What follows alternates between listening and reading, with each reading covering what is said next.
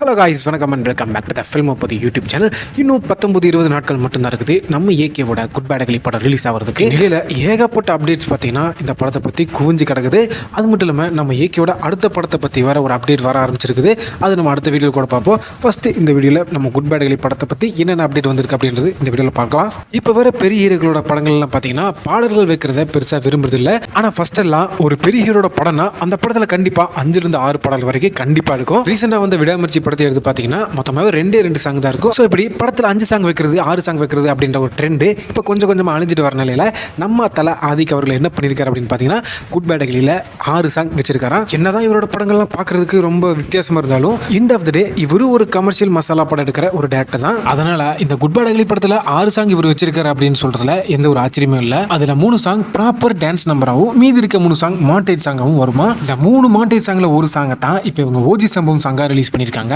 அப்புறம் இந்த மீதி இருக்க சாங்ஸ் எல்லாம் எப்போ ரிலீஸ் பண்ணுவாங்க அப்படின்னு விசாரிக்கும் போது தான் ஏப்ரல் ஃபர்ஸ்ட் வீக்கில் பிரம்மாண்டமாக ஆடியோ லான்ச் வச்சு மீதி இருக்க எல்லா சாங்ஸ் ரிலீஸ் பண்ணலாம் அப்படின்ற மாதிரி இவங்க பிளான் பண்ணிட்டு இருக்காங்களா. அடுத்ததா நம்ம எஸ்.ஜே. சூர்யா அவர்களை பற்றி ஒரு செம்ம இன்ட்ரெஸ்டிங்கான மேட்டர் ஒன்று தெரிய வந்ததுங்க. இதுக்கு முன்னாடி நம்ம ஆதிக் அவர்கள் எடுத்த மார்க்கண்டனி படத்தில் ஜாக்கி பாண்டி அப்படின்ற கேரக்டரில் நம்ம எஸ்.ஜே. சூர்யா அவர்கள் வந்திருப்பாரு. இந்த ஜாக்கி பாண்டியன் கேரக்டர் பார்த்தீங்கன்னா நம்ம ஏகேவோட குட் பேட் அக்லி படத்தோட கிளைமேக்ஸ் போர்ஷனில் பார்த்தீங்கன்னா கேமியோ பண்ணுவார் அப்படின்ற மாதிரி ஒரு தகவல் வந்திருக்குது.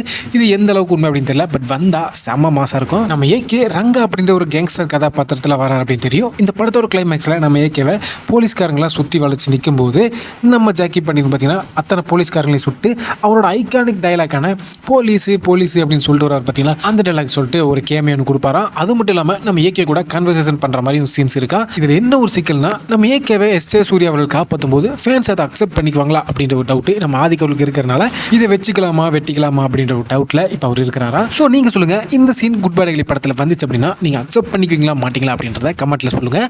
மீண்டும் ஒரு இன்ட்ரெஸ்டிங்கான வீடியோவில் நான் உங்களை சந்திக்கும் வரை stay tuned and stay safe.